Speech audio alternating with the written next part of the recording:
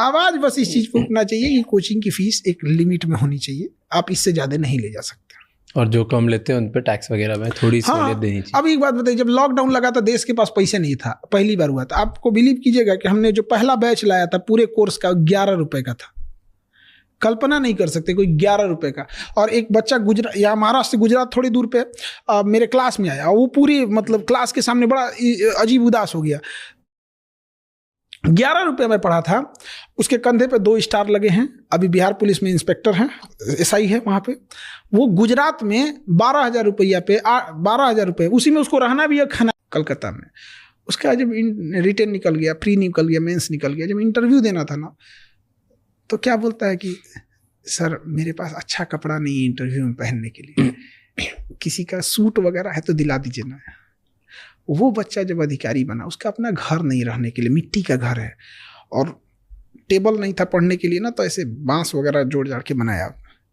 आज वो अधिकारी है, और वो प्रधानमंत्री आवास योजना है ना, वो जिस पे साइन करेगा उसी को घर मिलेगा।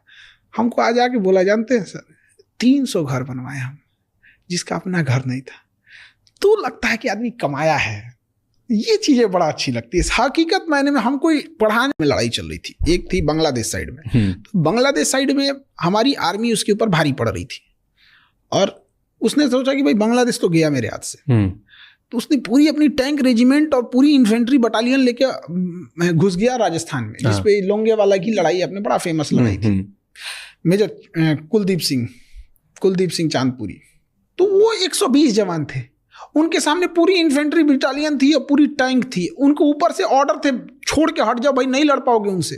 वो लोग नहीं हटे और रात भर रोक दिया उन लोगों को। सुबह आई जहाजें मार गई, हमारी सेना के ऊपर ऑर्डर आए थे कि हट जाओ, सुबह जो होगा देखा जाएगा। उन्होंने कहा कि भैया सुबह तक ये तो हम लोग फॉल्स ईगो में हम लोग नहीं जी रहे, हम लोग जी रहे हैं। चाइना ऐसा नहीं करता है। आगे निकल क्यों गया चाइना? एक होता है रियलिस्टिक सोच, एक होता है आपका आइडियोलॉजिकल, काश ऐसा होता, दुनिया ऐसी होती, तो हम लोग उसमें जी रहे हैं। और चाइना रियलिस्टिक है, भाई सड़क बनेगी काम खत्म।